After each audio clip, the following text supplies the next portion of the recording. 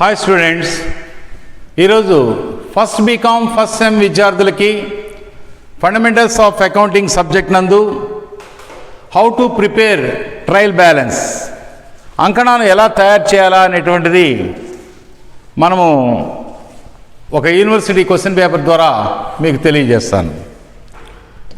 ఈ లెక్కలో క్రింది వ్యవహారాల నుండి అంకణాన్ని తయారు చేయండి.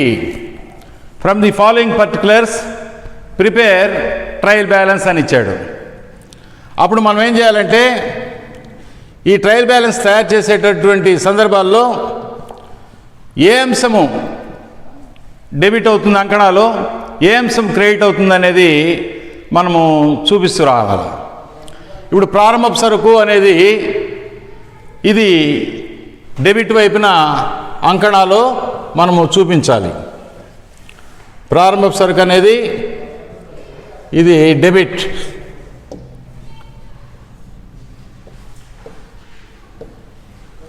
మూలధనము అనేది క్రెడిట్. అంటే అంకణం తయారు చేసేటప్పుడు కొన్ని సూత్రాలను గుర్తుపెట్టుకోవాలి. ముఖ్యంగా ఆస్తులను డెబిట్ చేయాలి, అప్పులను క్రెడిట్ చేయాలి. మొదటి సూత్రం. రెండో సూత్రం, ఖర్చులను నష్టాలను డెబిట్ చేయాలి, ఆదాయాలను లాభాలను క్రెడిట్ చేయాలి. ఈ అంశాలని మీరు దృష్టిలో పెట్టుకున్నట్లయితే అంకణ తయారు చేయడం చాలా సులభం అవుతుంది. ఇప్పుడు ఫస్ట్ది ప్రారంభపు సరుకు, దాన్ని మనము డెబిట్ చేసాం. మూలధనము అనేది సంస్థకి అప్పు కాబట్టి అప్పును క్రెడిట్ చేయాలని చెప్పాము, క్రెడిట్ చేస్తున్నాం. ఇచ్చిన డిస్కౌంట్ అనేది ఇది ఖర్చు కాబట్టి దీన్ని డెబిట్ చేయాలి. వచ్చిన డిస్కౌంట్ ఆదాయం కాబట్టి ఆదాయాలను క్రెడిట్ చేయాలి. ఆదాయాల్ని మనము క్రెడిట్ చేయాలి.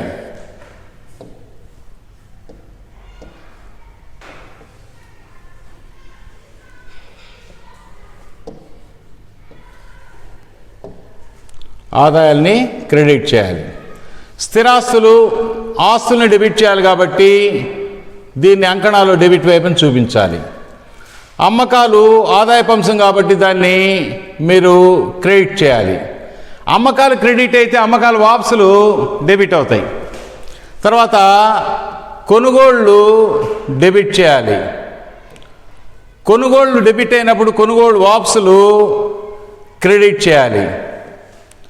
అలాగనే కొనుగోలు రవాణా అది ఖర్చు, అమ్మకాల రవాణా అది కూడా ఖర్చు. కాబట్టి ఖర్చులన్నింటినీ కూడా మనము డెబిట్ చేయాల్సినటువంటి అవసరం ఉంటుంది. అమ్మకాల రవాణా ఇది కూడా ఖర్చే. కొనుగోలు రవాణా ఖర్చే, అమ్మకాల రవాణా ఖర్చే. దీన్ని కూడా మనం డెబిట్ చేయాలి. వేతనాలు ఖర్చులను డెబిట్ చేయాలి.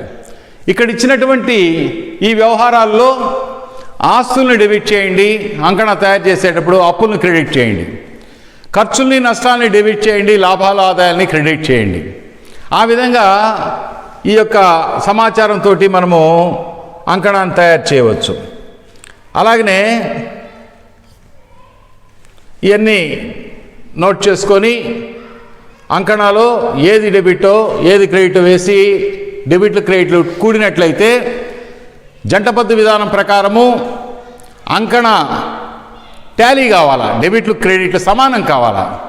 ఎప్పుడైతే జంట పద్దు విధానంలో ప్రతి డెబిట్కి ఒక ఈక్వల్ క్రెడిట్ పడుతూ వస్తుందో ఆటోమేటిక్గా ఏ విధమైనటువంటి చిట్టాపద్దుల్లో రాయడంలో కానీ ఆవర్జ నమోదులు కానీ లేదా ఆవర్జాలు నిల్వలు దాల్చడం ద్వారా కానీ ఏ విధమైనటువంటి పొరపాట్లు దొరలేదు అనేటువంటిది అంకగణితపు ఖచ్చితత్వాన్ని మనం ఈ అంకణాలో సరైనటువంటి డెబిట్లు సరైనటువంటి క్రెడిట్లు వేయడం ద్వారా మనం తెలుసుకోగలం. అలాగనే నెక్స్ట్ కంటిన్యూషన్, రుణగ్రస్తులు ఇచ్చినారు. ఈ రుణగ్రస్తులు వచ్చేసి మనం ఏం చేయాలంటే వీటిని అంకణాలో డెబిట్ చేయాలి. అంకణాలో డెబిట్ వైపున చూపించాలి. చెల్లింపు బిల్లులు అప్పు కాబట్టి రుణగ్రస్తులు ఆస్తి కాబట్టి డెబిట్ చేస్తాం. చెల్లింపు బిల్లులు అప్పు కాబట్టి వ్యాపార సంస్థకి క్రెడిట్ చేయాలి. అద్దె అనేది ఖర్చు కాబట్టి డెబిట్ చేయాలి. చెల్లించిన వడ్డీ ఖర్చు కాబట్టి డెబిట్ చేయాలి. నగదు, చేతిలో నగదు కానీ బ్యాంకులో నగదు కానీ ఆస్తి కాబట్టి ఆస్తుల్ని డెబిట్ చేయాలి. రుణదాతలు అంటే మనకు సరుకు సప్లై చేసిన వాళ్ళు, ఇది అప్పు కాబట్టి వీటిని క్రెడిట్ చేయాలి. ముగింపు సరుకు అనేది మనము దీన్ని లెక్కలో నుంచి వదిలివేయండి. అడ్జస్ట్మెంట్స్లో మనము యాక్చువల్గా ముగింపు సరుకుని ఆస్తుల బెట్లో ఆస్తుల వైపున ఒకసారి వర్తక ఖాతాలో ముగింపు లెక్కలు తయారు చేసేటప్పుడు క్రెడిట్ వైపున చూపిస్తాం. తర్వాత దాని గురించి డీటెయిల్గా మనం డిస్కస్ చేయడం జరుగుతుంది. అమ్మకాలు వాపసులు వచ్చేసి దీన్ని డెబిట్ చేయాలి. అమ్మకాలు క్రెడిట్ కాబట్టి అమ్మకాలు వాపసులు క్రెడిట్ చేయాలి. కాబట్టి ఇచ్చిన వ్యవహారాలు ఏది డెబిట్ ఏది క్రెడిట్ అనేటువంటిది ముఖ్యంగా ఆస్తులను డెబిట్ చేయండి, అప్పులను క్రెడిట్ చేయండి, ఖర్చులు నష్టాలను డెబిట్ చేయండి, ఆదాయ లాభాలు క్రెడిట్ చేయండి. అమ్మకాలు క్రెడిట్ అయినప్పుడు అమ్మకాలు వాపసులు డెబిట్ అవుతాయి. కొనుగోళ్లు డెబిట్ అయినప్పుడు కొనుగోళ్లు వాపసులు క్రెడిట్ అవుతాయి. రుణగ్రస్తులు డెబిట్ అయినప్పుడు రుణదాతలు క్రెడిట్ అవుతాయి. వసూలు బిల్లులు డెబిట్ అయినప్పుడు చెల్లింపు బిల్లులు క్రెడిట్ అవుతాయి. కొన్ని బ్లైండ్ హింట్స్ ద్వారా కూడా మీరు సులభంగా ఈ యొక్క ట్రయల్ బ్యాలెన్స్ని చేయవచ్చు. ఇప్పుడు మనము ఈ యొక్క ఇన్ఫర్మేషన్ యొక్క సహాయంతో ఈ యొక్క అంకణాన్ని ఎలా తయారు చేయాలనేది చూడండి.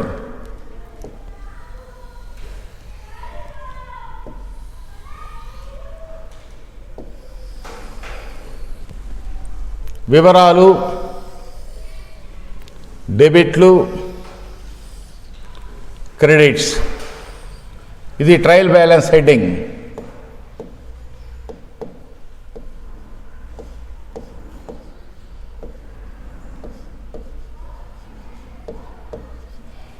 పర్టికులర్స్, వివరాలు,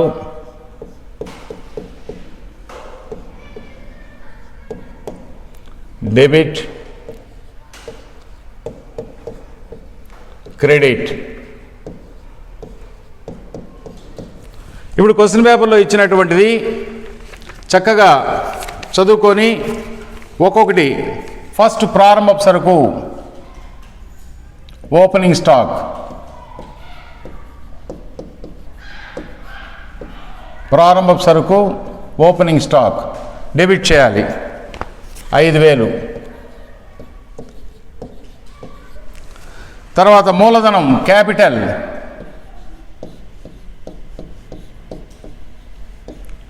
క్రెడిట్ చేయాలి 60,000. అలాగే నెక్స్ట్ క్వశ్చన్ పేపర్లో ఇచ్చిన డిస్కౌంట్ అలౌడ్.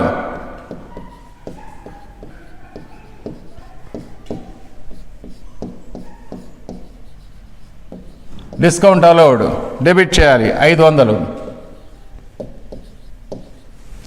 అలాగనే వచ్చిన డిస్కౌంట్ రిసీవ్డ్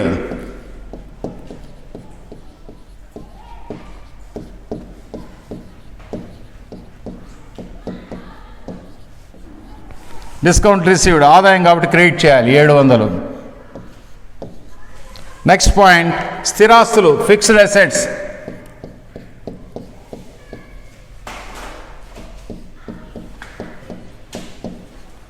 స్థిరాస్తులు వచ్చేసి ఆస్తి కాబట్టి యంత్రాలు, భూములు, భవనాలు కాబట్టి వీటిని డెబిట్ చేయాలి.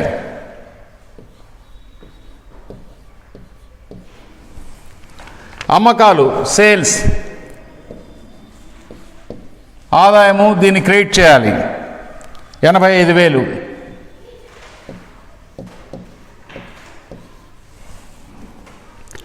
తర్వాత కొనుగోళ్ళు పర్చేజెస్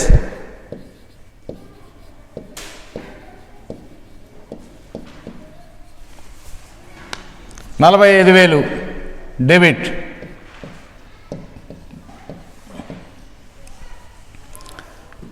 తర్వాత పర్చేజ్ రిటర్న్స్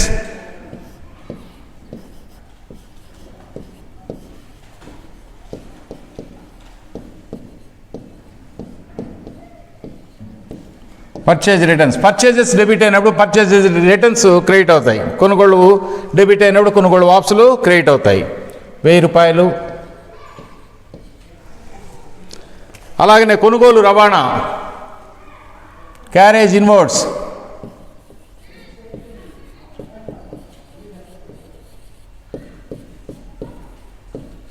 ఇది ఖర్చు. కొనుగోలు రవాణా కానీ అమ్మకాల రవాణా కానీ ఖర్చు కాబట్టి ఖర్చును డెబిట్ చేయాలి. 600.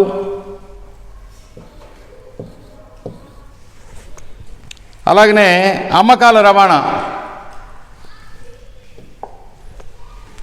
క్యారేజ్ అవుట్వర్డ్స్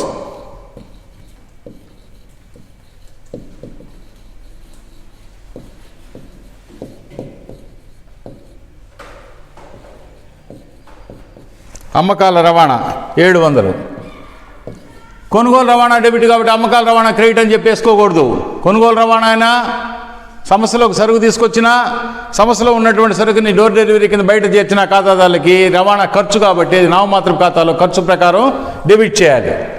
అంతేగాని అమ్మకాలు క్రెడిట్ కొనుగోలు డెబిట్, అమ్మకాలు క్రెడిట్ కార్డు అమ్మకాలు వాపసులు డెబిట్, కొనుగోలు డెబిట్ కార్డు కొనుగోలు వాపసులు క్రెడిట్, ఇట్లా గుడ్డి గుర్తులు గుర్తుపెట్టుకునేటువంటి సందర్భంలో విద్యార్థి చేసే పొరపాటు ఏంటంటే కొనుగోలు రవాణా డెబిట్ కాబట్టి అమ్మకాల రవాణా క్రెడిట్ వేస్తారు. తప్పు. కొనుగోలు రవాణా డెబిట్, అమ్మకాల రవాణా కూడా 2 ఖర్చులే డెబిట్ చేయాలి. తర్వాత నెక్స్ట్ వేతనాలు వేజెస్ డెబిట్ ఖర్చు కాబట్టి 25,000. అలాగనే కంటిన్యూషన్ ఇదే విధంగా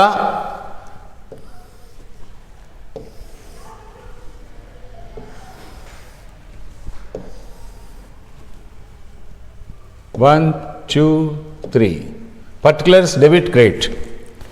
రుణగ్రస్తులు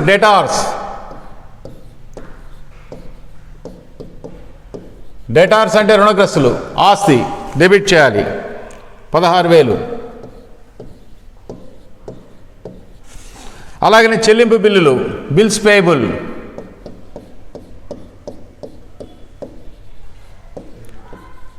చెల్లింపు బిల్లులు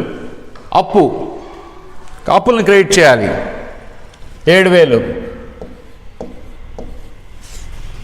అద్దె రెంట్, ఇక్కడ పరీక్షల్లో మీరు బాగా గుర్తుపెట్టుకోండి. రెంట్ పెయిడ్ అయితే ఖర్చు డెబిట్ చేయాలి, రెంట్ రిసీవ్డ్ వచ్చిన అద్దె అయితే క్రెడిట్ చేయాలి. రెంట్ పెయిడ్ అయితే డెబిట్ చేయాలి, చెల్లించిన అద్దె అయితే డెబిట్ చేయాలి.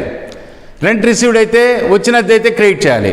ఏమి చెప్పకుండా పరీక్షలో అద్దె అని ఇస్తే చెల్లించిన అద్దెగా భావించి మీరు డెబిట్ చేయండి 3,000. చెల్లించిన వడ్డీ రెంట్ ఇంట్రెస్ట్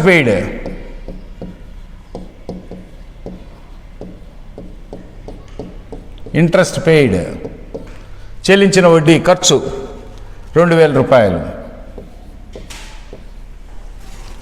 నగదు క్యాష్ ఇన్ హ్యాండ్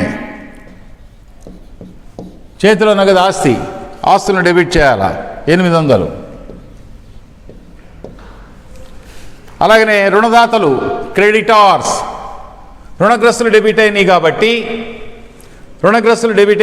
రుణదాతలు ఇప్పుడు రుణగ్రస్తులు డెటార్స్ డెబిట్ అయినాయి, క్రెడిటార్స్ వచ్చి క్రెడిట్ అవుతాయి. క్రెడిటార్స్ అంటే సంస్థకి సరుకుని సరఫరా చేసినటువంటి వ్యక్తులు, వారికి మనం చెల్లించాలా అప్పు కాబట్టి 6,900.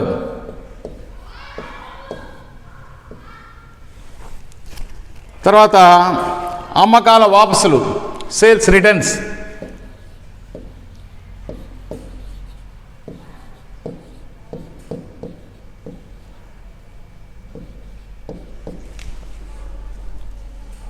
$2,000. Sales credit sales returns debit. ఈ విధంగా లెక్క చదువుకొని లెక్కలో ఉన్నటువంటి సమాచారాన్ని అంతా కూడా ఏది డెబిట్ ఏది క్రెడిట్ అనేది ముఖ్యంగా సూత్రాలు ఖర్చులు నష్టాలు డెబిట్ చేయాలి, ఆదాయ లాభాలు క్రెడిట్ చేయాలి, ఆస్తులను డెబిట్ చేయాలి, అప్పులను క్రెడిట్ చేయాలి అనేటువంటి సూత్రాలను ప్రాతిపదికగా ఈ అంకణ తయారు చేస్తే మనకి టోటల్ 1,00,000 ఇవన్నీ కూడితే డెబిట్ వైపున 1,60,600 వస్తుంది. అలాగనే క్రెడిట్ వైపున కూడితే 1,60,600. అంటే జంట పద్దు విధానంలో ఉండే 2 ప్రయోజనాలు receiving benefit giving benefit. Receiving benefit is always equal to giving benefit. పుచ్చుకున్న ప్రయోజనం ఎప్పుడు కూడా ఇచ్చిన ప్రయోజనానికి సమానంగా ఉంటుందనేటువంటి జంట పద్దు విధానంలో ఒక ఖాతాలో డెబిట్ అయింది మరొక ఖాతాలో క్రెడిట్ అవుతుందనేటువంటి ఉద్దేశంతో అన్ని ఖాతాలు నిల్వలు తేల్చిన తర్వాత తేల్చిన నిల్వల యొక్క సహాయంతో ఈ అంకణం తయారు చేస్తాం కాబట్టి ఆ తేల్చిన నిల్వల్లో తప్పులు లేవు, ఆవర్జ నమోదుల్లో తప్పులు లేవు, చిట్టాపదులు రాయడంలో తప్పులు లేవు అని అంటే స్పష్టంగా మనకి ఈ యొక్క అకౌంటెన్సీ యాక్యురసీ అనేది ఎప్పుడైతే అంకణ డెబిట్ క్రెడిట్లు టాలీ అవుతాయో అప్పుడు మనకి గ్రీన్ సిగ్నల్ వస్తుంది, సమాచారం అంతా కరెక్ట్. కాబట్టి no problem for preparing the final accounts. ముగింపు లెక్కలను తయారు చేసుకునేదానికి ఏ విధమైన అడ్డు ఆపు లేదు. ఎందుకంటే ముగింపు లెక్కలను తయారు చేయడానికి సమాచారం లోపభూయిష్టంగా ఉంటే ముగింపు లెక్కలు కూడా తప్పులు తడికలు వస్తాయి. ఎప్పుడైతే ఇది టాలీ అయిందో గ్రీన్ సిగ్నల్ ఇచ్చేస్తూ ఉండదు. అంటే సమాచారంలో ఎటువంటి లోపభూయిష్టం లేదు. ఇక్కడ అకౌంటెన్సీ యాక్యురసీ, అంకగణిత ఖచ్చితత్వం ఎప్పుడైతే టాలీ అయిందో తెలుస్తుంది. ఇమీడియట్గా మనము ఈ యొక్క అంకణ యొక్క సహాయంతో ముగింపు లెక్కను తయారు చేసి సంవత్సరాంతంలో సంస్థ యొక్క లాభదాయకతని, సంస్థ యొక్క ఆర్థిక పరిస్థితిని చక్కగా తెలుసుకున్న కోరే నిమిత్తం to know the accountancy accuracy for that purpose we prepared this trial balance. చక్కగా లెక్క చదువుకొని అర్థం చేసుకొని లెక్క చేస్తారని భావిస్తూ ఈ వీడియో నచ్చినట్లయితే బెల్ ఐకాన్ బటన్ నొక్కి సబ్స్క్రైబ్ చేయండి. మరొక టాపిక్లో మిమ్మల్ని కలుస్తాను. అంతవరకు సెలవు. ధన్యవాదములు.